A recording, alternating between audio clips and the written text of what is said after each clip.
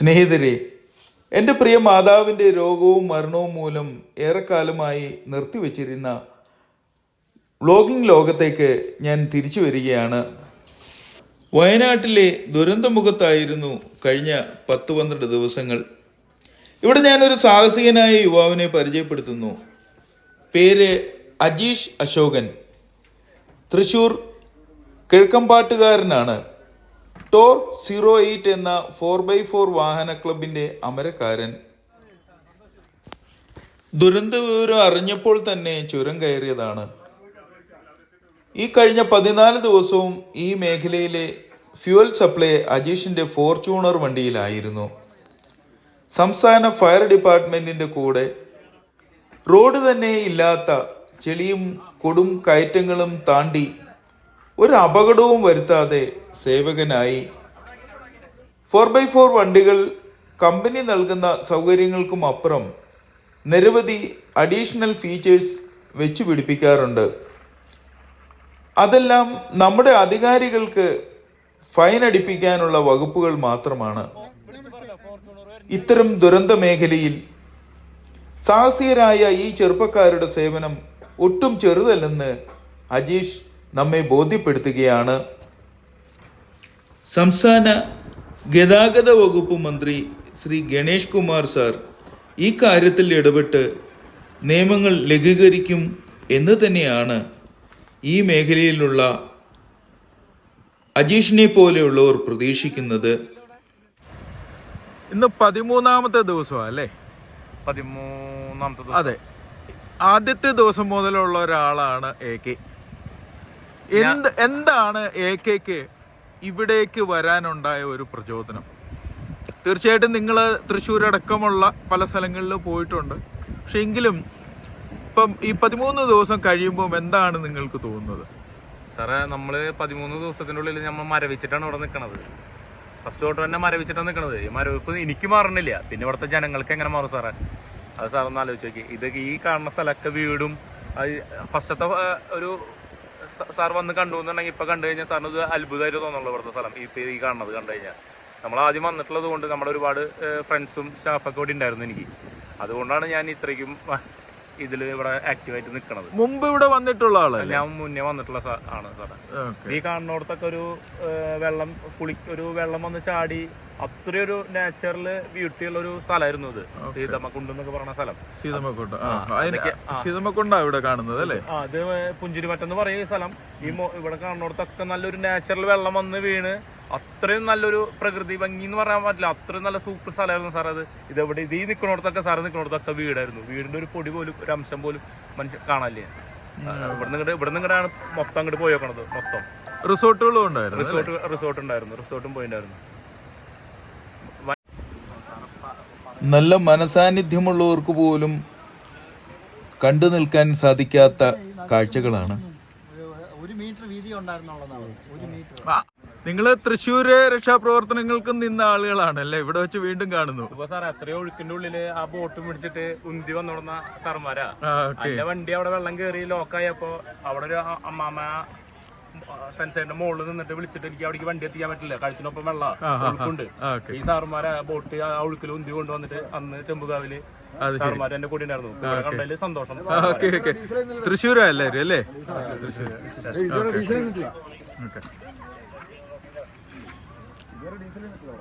Okay, thank you. ഇന്ന് എല്ലാ പരിപാടിയൊക്കെ കഴിഞ്ഞോ? വൈൻഡപ്പായി?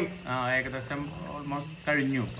തെരച്ചിലിന്റെ ഒരുവിധം ഫിനിഷിങ് ആവാറായിട്ടുണ്ട്. പിന്നെ അവിടെ 3 വണ്ടി ഓടണേല് പിന്നെ ഒരു വണ്ടിയുടെ ആവശ്യം വരണുള്ളൂ. അത് നമ്മുടെ ഫയറിന്റെ വണ്ടി തന്നെ ഉണ്ട്. ഒരു ഇന്ന് ആകെ 4 JCB അടുത്ത വർക്കിംഗ് വന്നിട്ടുള്ളൂ. പിന്നെ ഈ ടൈമിലായപ്പോ ഇത്തിരി മഴ പെയ്ത് ഒഴുക്ക് കൂടിയപ്പോ ഏകദേശം ഇത്തിരി നിർത്തി. മലയുടെ അവിടെ നിന്ന് നല്ല വെള്ളം ഒലിപ്പുണ്ടായിരുന്നു. അതുപോലെ അവിടെ നിന്ന് മുകളിൽ നിന്നുള്ള ആൾക്കാരെ മൊത്തം ഫയറിന്റെ ആൾമാരെ ഞാൻ അവിടേക്ക് ചറവടാന്നാക്കിയത്. താമസം എനിക്ക് പ്രസാദേട്ടൻ ശരിയാക്കി തന്നതാണ്. എനിക്ക് ശരിയാക്കി തന്നതാണ്. ഇത് ജിതിൻ എന്ന് പറഞ്ഞിട്ടുള്ള ഹോം സ്റ്റേ ആണത്. അപ്പോൾ ഫസ്റ്റ് ടൈം വന്നപ്പോൾ എന്നെ ഇവിടേക്ക് വരുന്നുണ്ടെന്ന് പറഞ്ഞിട്ട് എനിക്ക് പ്രകാശേട്ടൻ കണക്ട് ചെയ്ത് തന്ന ജിതിനെയാണ്. ജിതിനുണ്ട്, പിന്നെ പ്രബേട്ടനുണ്ട് കാട്ടയ്ക്ക്. അപ്പൊ അവരുടെയാണ് ഹോം സ്റ്റേ. അവര് അത് എല്ലാവർക്കും ഞാൻ അവിടെ വരുമ്പോ ആംബുലൻസ് ഡ്രൈവർമാര്, മെഡിക്കലിന്റെ സാർമാര് എല്ലാവരും ഈ ഹോം സ്റ്റേയിൽ 10-30 പേര് ഈ ഹോം സ്റ്റേയിൽ ഉണ്ടായിരുന്നു. ഞാൻ അറിഞ്ഞത് ജിതിന് ഇങ്ങനെ പിന്നെ വന്ന ആംബുലൻസിലുള്ള ഡ്രൈവർമാർക്ക് കിടക്കാൻ ഇടയില്ലെന്ന് കണ്ടതുകൊണ്ട് അദ്ദേഹം ഇവിടെ എല്ലാവരെയും ഇവിടെ വിളിച്ച്, മാത്രമല്ല ഇവിടുത്തെ റിസോർട്ട് ഓണേഴ്സിനോടെല്ലാം തന്നെ പറയുകയും പലരും ഈ മാതൃക പിന്തുടരുകയും ചെയ്തിട്ടുണ്ട്. അത് ഈ ഒരു തെരച്ചിൽ സംഘങ്ങൾക്ക് വലിയൊരു ആശ്വാസമാണ്. പിന്നെ തീർച്ചയായിട്ടും ഞാൻ തന്നെ 11 ദിവസം കഴിഞ്ഞു സാറേ. 1 രൂപ പോലും നമുക്ക് മേടിച്ചിട്ടില്ല. എനിക്ക് വരുമ്പോ സോപ്പ് വേണോ, ഇത് വേണോ, അത്രയും ഒരു പ്രത്യേക ഒരു കെയറിങ് ആട്ടാ പ്രബേട്ടൻ. ആളച്ഛനാണ് പ്രബേട്ടൻ, ഒരു രക്ഷയില്ല ആള്. പിന്നെ ജിതിൻ എന്ന് പറഞ്ഞു കഴിഞ്ഞാൽ നല്ല കഴിവുള്ള ഒരു വ്യക്തിയാണ്. റിസോർട്ട് മേഖലയിൽ നല്ല കഴിവും നല്ലൊരു വ്യക്തിയാണ് ആള് ചെയ്തത്. ആൾക്ക് അത് പുറമാരെങ്കിലും അത് കണ്ടറിയണം ആളുടെ ഒരു മനസ്സ്. എന്ന് വെച്ച് കഴിഞ്ഞാൽ ഇത്രയധികം പൈസ ചെലവാക്കി ഇതേപോലെ ചെയ്ത്. ഞാൻ ഒരു കാര്യം കൂടി എനിക്ക് ജസ്റ്റ് പറയാനുണ്ട്. ആള് നമുക്ക് തരണതൊരു ആശ്രയം നമുക്ക് തരുമ്പോൾ അത് നമ്മൾ നീറ്റായിട്ട് കാര്യങ്ങൾ ചെയ്തു പോകണം.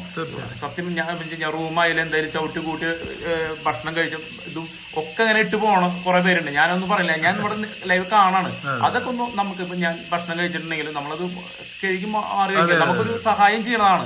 അതിലൂടെ 1 രൂപ പോലും ഇത്രയും 10-11 ദിവസമായിട്ട് 1 രൂപ പോലും നമുക്ക് എൻ്റെ പോലും ഒരു ആശ്രയം ഇല്ലാണ്ട് നമ്മളോട് ഇങ്ങോട്ട് സഹായം വേണമെന്ന് ചോദിക്കണതാണ്. ഞങ്ങൾ വയനാട്ടിൽ രക്ഷിക്കാൻ വന്നിട്ടുള്ള നിങ്ങളാന്നുള്ളൊരു ബഹുമാനം തരണതാണ് സാറേ. നമുക്ക് ഏറ്റവും കൂടുതൽ എല്ലാവരും ഈ വയനാട്ടിലത്തെ എല്ലാവരും ഇപ്പോൾ ഹോട്ടലിൽ പോയാലും ക്യാമ്പിൽ പോയാലും എവിടെ പോയാലും നമുക്ക് ആ ഒരു പ്രയോജനം ചേരണതാണ്. നമുക്ക് ഒന്നും കൂടി നമുക്കൊരു ആവേശം അവരുടെ അടുത്ത് നമുക്ക് നിൽക്കാനും ചെയ്യാനും. ഈ വയനാട്ട് ഇതൊക്കെ ടി വി കൂടെ കണ്ടു.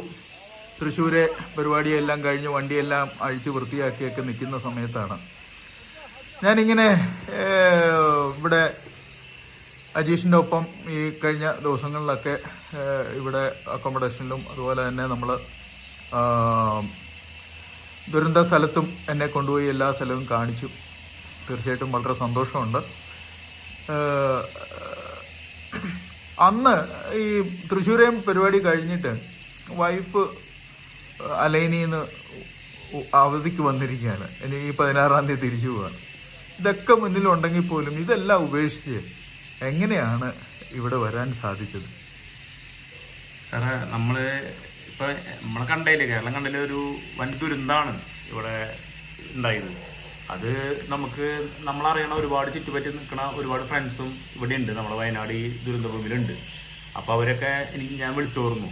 അവരൊക്കെ ഭയങ്കര വിഷമത്തിലും കാര്യങ്ങളിലായിരുന്നു എന്ന് പറഞ്ഞത്. പിന്നെ നമ്മളെ ഹിന്ദു ഐക്യവേദിയുടെ പ്രസാദേട്ടൻ, പിന്നെ രാജീവേട്ടൻ, എൻ്റെ ഒരു ഫ്രണ്ട് ഹിതേഷ്, അവരൊക്കെ മുഖേനയാണ് ഞാൻ ഇങ്ങോട്ട് വരണത്. പക്ഷേ ഇവിടെ ഫസ്റ്റ് വരുമ്പോൾ ഒരുപാട് ഓഫ് റോഡ് വണ്ടികളുണ്ട് അവിടെ ഓടുന്നുണ്ട്. പക്ഷെ എന്നോട് വിഷ്ണു സാറ് എന്നെ കണക്ട് ചെയ്ത് തന്നത് എനിക്ക് രാജീവേട്ടനാണ്, ഇവിടുത്തെ മേപ്പാടിയിലത്തെ രാജീവേട്ടൻ. വിഷ്ണു സാറ് കണക്ട് ചെയ്ത് തന്നപ്പോൾ എന്നോട് ചോദിച്ചത് സബ് കളക്ടർ വിഷ്ണു സാറ് എന്നോട് ചോദിച്ചൊരു കാര്യം, നമുക്ക് ഒരുപാട് സ്ഥലങ്ങളിലേക്ക് ഡീസൽ എത്തിക്കാണ്ട് വണ്ടിയിൽ ഡീസൽ കയറ്റാൻ പറ്റുമെന്നാണ് ചോദിച്ചത്. ഞാൻ അപ്പം തന്നെ പറഞ്ഞു, സാറേ ഞാൻ എന്ത് കാര്യത്തിന് വേണമെങ്കിലും ഞാൻ ഓടാൻ തയ്യാറാണ്, ഞാൻ ഓടാൻ എന്ന് പറഞ്ഞിട്ടാണ്. ഫോർച്യൂണർ നല്ല വിലയുള്ള വണ്ടിയല്ലേ, നല്ല ലക്ഷക്കണക്കിന് രൂപ വില വരുന്നതല്ലേ? നല്ല വണ്ടിയാണ് സാർ. നമ്മൾ കുട്ടീനെ നോക്കണേലും അപ്പുറമായിട്ട് നോക്കണ വണ്ടിയാണ് എൻ്റെ വണ്ടി ഫോർച്യൂണർ. പക്ഷെ അതിനപ്പുറമല്ല സാർ ഇവിടെ ഉണ്ടായ ദുരന്തം. അതിനപ്പുറം വെച്ച് നോക്കുമ്പോൾ എനിക്ക് എൻ്റെ വണ്ടി ഒന്നല്ല. ഇവിടുത്തെ ദുരന്തം വെച്ച് നോക്കുമ്പോൾ എനിക്ക് വണ്ടിയിൽ ഡീസലാ. വണ്ടിനെ ഞാൻ മറന്നുപോയി ആ സമയത്ത് ഇവിടുത്തെ ദുരന്തം കണ്ടോടുകൂടി. പിന്നെന്ന് വെച്ച് കഴിഞ്ഞാൽ ഒരുപാട് ഫയറിൻ്റെ സാറുമാരായാലും എൻ്റെ കൂടെ എൻ്റെ മാനേജർ ഉണ്ടായിരുന്നു. വരുമ്പോൾ ഒരുപാട് ഹെൽപ്പ് എനിക്ക് ചെയ്തു ജിനോ. പിന്നെ എൻ്റെ ഒരു ഫ്രണ്ട് എൻ്റെ ക്ലബിൽ തന്നെയാണ് ലെനിൻ, വണ്ടി കൊണ്ട് വന്നിട്ടുണ്ടായിരുന്നു. പക്ഷെ എനിക്ക് അതിൻ്റെ ഉള്ളിലേക്ക് ഓട്ടത്തിന് വണ്ടിയുടെ ആവശ്യം വന്നില്ല, ലെനിന് ആവശ്യം വന്നില്ല. പുറത്ത് നമ്മുടെ ക്യാമ്പിലേക്ക് ഓടാനുള്ള പെർമിഷൻ കിട്ടാന്നുണ്ടെങ്കിൽ അവൻ ഓടാൻ തയ്യാറായിട്ട് തന്നെയായിരുന്നു ഇവിടെ വന്നിട്ടുണ്ടായിരുന്നത്. ഒരു വട്ടം മാത്രം ഓടാൻ സാധിച്ചുള്ളൂ, പിന്നെ ഓടാൻ സാധിച്ചിട്ടില്ല.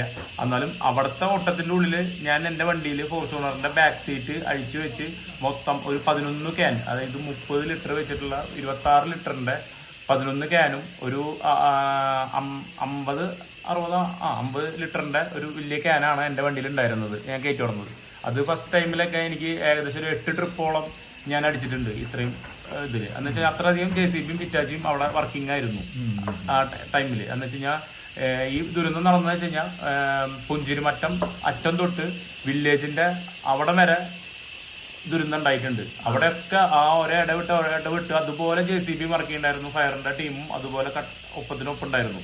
അപ്പൊ എനിക്ക് ഏറ്റവും കൂടുതൽ എനിക്ക് സഹായം വന്നത് ഫയറിന്റെ സാറുമാരാണ് എൻ്റെ കൂടെ ഉണ്ടായിരുന്നത്. എനിക്ക് എല്ലാ കാര്യത്തിനും എനിക്ക് സഹായിക്കാനും പിടിക്കാനും ആ സാറുമാർ എനിക്ക് എൻ്റെ ഒപ്പത്തിനൊപ്പം കട്ടയ്ക്ക് നിന്നു. അതുകൊണ്ട് എനിക്ക് ഒരുപാട് കാര്യങ്ങൾ ചെയ്യാൻ സാധിച്ചു. ഈ ഫോർച്യൂണർ എന്ന് പറഞ്ഞാൽ സാധാ ഒരു ഫോർച്യൂണർ ആണെന്നുണ്ടെങ്കിൽ ഈ ലെവലിൽ ഓടാൻ പറ്റില്ലായിരുന്നു. എന്തൊക്കെ എക്സ്ട്രാ ഇതൊക്കെയാണ് ചെയ്തിട്ടുള്ളത് സാറേ? ഞാൻ ലിഫ്റ്റ് ചെയ്തിട്ടുണ്ട് വണ്ടി 2 ഇഞ്ചിലെ ലിഫ്റ്റ് ചെയ്തിട്ടുണ്ട്. ടയർ എംടി ടയറാണ് കിടക്കുന്നത്. പിന്നെ നമുക്ക് സ്നോർക്കൽ വെച്ചിട്ടുണ്ട്. അതൊക്കെ എനിക്ക് ശരിക്കും ഇവിടെ പ്രയോജനം ആ വണ്ടിക്ക്. സാധാ ഫോർച്യൂണർ സാറ് ഇതിൽ ജസ്റ്റ് നോക്കി കഴിഞ്ഞാൽ 4x4 വണ്ടി അവിടെ കിടന്ന് തിരികെ ചെയ്യണത് മുകളിലേക്ക് കയറാം. അതായത് നമ്മുടെ സ്കൂളിന്റെ അവിടെ നിന്ന് മുകളിലേക്ക് കയറാൻ വേണ്ടിട്ട് അവർക്ക് സാധിക്കുന്നില്ല. ആ സ്ഥലത്താണ് എന്റെ വണ്ടി കയറി പോണത്. അല്ലെങ്കിൽ അവിടുന്ന് 1 കിലോമീറ്ററോളം ഡീസൽ ക്യാൻ വെച്ചിട്ടാണ് കൊണ്ടുപോയി ഓടുന്നത്. 60 ലിറ്ററിന്റെയും 50 ലിറ്ററിന്റെയും 30 ലിറ്ററിന്റെയും ക്യാൻ മാറി അതെനിക്ക് കുറച്ചൊരു 10 മീറ്റർ നടക്കുമ്പോഴേക്കും അത് അവിടെ വെച്ച് വേറൊരാൾ വീണ്ടും പിടിച്ച് അങ്ങനെയാണ് കൊണ്ടുപോയി ഓടുന്നത്. അവിടുത്തെ ആണ് എന്റെ വണ്ടി അവിടേക്ക് കയറി പോയി ഓടുന്നത്. JCBയുടെ അതായത് ഓരോ സ്ഥലങ്ങളിൽ നിന്ന് JCB ഇങ്ങോട്ട് വരണമെങ്കിൽ ഒരുപാട് ടൈം പിടിക്കും. അപ്പൊ നമ്മൾ ആ JCBയുടെ അടുത്തേക്ക് കല്ലും ആ മരത്തിന്റെ മുകളിൽ കൂടെയൊക്കെ തന്നെയാണ് എന്റെ വണ്ടി കയറിപ്പോയി അവിടെ കൊടുത്തോളുന്നത്. അത് എനിക്കൊരു ഉപകാരമായിരുന്നു ഈ ചെയ്തത്. വണ്ടിയുടെ ഒരു ലിഫ്റ്റിങ്ങും ഓഫ് റോഡും ഒരു ഇത് അവിടെ ശരിക്കും പ്രയോജനപ്പെട്ടു സാറേ. ശരിക്കും ഇപ്പം ആളുകളൊക്കെ ഓരോ അവസരങ്ങൾ വരുമ്പോഴും പ്രത്യേകിച്ച് ഇതുപോലൊക്കെയുള്ള രക്ഷാപ്രവർത്തനങ്ങളിലൊക്കെ 4x4 വണ്ടികളൊക്കെ ആവശ്യമുണ്ടെന്നുള്ളതൊക്കെ ഇപ്പം ആളുകൾക്ക് മനസ്സിലായി കഴിഞ്ഞു. തീർച്ചയായിട്ടും എന്താണ് പിന്നെ അജീഷിന് ഈ ഒരു കാര്യത്തിൽ പറയാനുള്ളത്? സാറേ, ഇപ്പോൾ ഓഫ് റോഡ് വണ്ടികൾ ചെയ്യണമെന്ന് പറഞ്ഞു കഴിഞ്ഞാൽ ഓടിക്കണവര് പ്രൊഫഷണൽ ഡ്രൈവർമാരാണ് സാറേ. സാധാരണ ഓടിക്കുന്നവർക്കൊന്നും ഓടിക്കാൻ പറ്റില്ല സാറേ. ഇപ്പൊ ഈ ഓഫ് റോഡ് വണ്ടികൾ വെച്ചിട്ട് നമ്മുടെ കേരളത്തിൽ അപകടം സാറൊന്ന് നോക്കി നോക്കിയേ, എവിടെയാണ് ഓഫ് റോഡ് വണ്ടികൾ പോയിട്ട് അപകടം ഉണ്ടായിട്ടുള്ളത്? അത്രയും പ്രൊഫഷണൽ ഡ്രൈവർമാരാണ് ഓഫ് റോഡ് ഓടിക്കുന്നവര്. അതുപോലെ അവര് വണ്ടിക്ക് വേണ്ടിയിട്ട് അതുപോലെ കാര്യങ്ങൾ ചെയ്തിട്ടാണ് നമ്മൾ ഇറങ്ങണത്. അപ്പൊ അത് നമ്മുടെ സാറന്മാര് അത് മനസ്സിലാക്കണം. എന്താ വെച്ച് കഴിഞ്ഞാൽ നമുക്ക് ഒരുപാട് ഇഞ്ഞും ഓരോ ഇത് വരുമ്പോ ഈ ഓഫ് റോഡ് ഓടിക്കുന്ന എല്ലാവരും, ഞാനടക്കം ഈ കേരളത്തിലുള്ള ഒരുപാട് പേരും സഹായിക്കാനും അവരെ ജീവനും പോലും വില കൊടുക്കാണ്ട് അവര് ഏത് രംഗത്തിലേക്ക് ഇറങ്ങി കയറി വരും സാറേ. അതെനിക്ക് അറിയണതാണ്. ഓഫ് റോഡ് ഓടിക്കുന്ന എൻ്റെ ക്ലബിലായി എൻ്റെ ടോർക്ക് 0 എൻ്റെ ക്ലബിലുണ്ട് 10-66 മെമ്പർമാരുണ്ട്. എത്ര പേര് വേണമെങ്കിലും എന്നോട് ഇങ്ങോട്ട് വരാം എന്നാ പറയണത്. അതിന്റെ ആവശ്യം നമുക്ക് ഇവിടെ വന്നിട്ടില്ല. എന്നാലും എന്തെങ്കിലും ഒരു ആവശ്യം വന്നാ എല്ലാവരും ഓടി വരാൻ തയ്യാറായിരുന്നു. അതെനിക്കൊരു വലിയൊരു സന്തോഷമായിരുന്നു. എന്നെ എന്നും എൻ്റെ ക്ലബിൽ നിന്ന് വിളിക്കും, എന്തെങ്കിലും ആവശ്യം ഉണ്ടോ എന്ന് ചോദിക്കും. പക്ഷെ നമുക്ക് അവിടെ അതിൻ്റെ ആവശ്യം വന്നിട്ടില്ല. സ്റ്റാർട്ടിങ് ഫസ്റ്റ് ടൈമിൽ 1-2 ദിവസം നമ്മുടെ മലപ്പുറത്തെ കേൾട്ടനും പിന്നെ പുൽപ്പള്ളിയിലത്തെ ഓഫ് റോഡും നമ്മുടെ ഇവിടുത്തെ ജീപ്പുകാരും നമ്മുടെ ഇവിടെ ഓടണ ഒരുപാട് ജീപ്പുകാരാണ്. എനിക്ക് തോന്നുന്നു 50ഓളം ജീപ്പുകൾ ഈ നമ്മളിപ്പോ ഈ പോയ ദുരന്ത മേഖലയിൽ ഫസ്റ്റ് ടൈം ആൾക്കാരെ മാറ്റാൻ ഒരുപാട് സഹായിച്ചിട്ടുണ്ട് സാറേ ഇവര്. അല്ല, വണ്ടികൾ നഷ്ടപ്പെട്ടിട്ടുമുണ്ട്. എനിക്ക് തോന്നുന്നു ഓഫ് റോഡ് ഓടുന്ന ഒത്തിരി ആളുകൾ ഇവിടെ ഈ ജനങ്ങളുടെ ഇടയിലുണ്ട്. ചൂരമല ഏരിയയില് ഒരുപാട് ഓഫ് റോഡ് ഓടുന്ന ഡ്രൈവർമാരുണ്ട് സാറേ. ഞാൻ ഈ ഓട്ടം കഴിഞ്ഞാൽ ക്യാമ്പിൽ പോയിരിക്കുന്ന ഒരാളാണ്. എനിക്കറിയാം സാറേ. അവിടെ സാഹചര്യങ്ങളുടെ തീവ്രത മനസ്സിലാക്കി അതിസാഹസികമായ ഇത്തരം നന്മ പ്രവർത്തികൾ ചെയ്യുവാൻ കേരള യുവത എന്നും മുന്നിലാണ്. എല്ലാ ഭാഗങ്ങളും നേരുന്നു. സ്നേഹപൂർവ്വം സ്നേഹത്താഴ്വരയിൽ നിന്നും CP മാത്യു.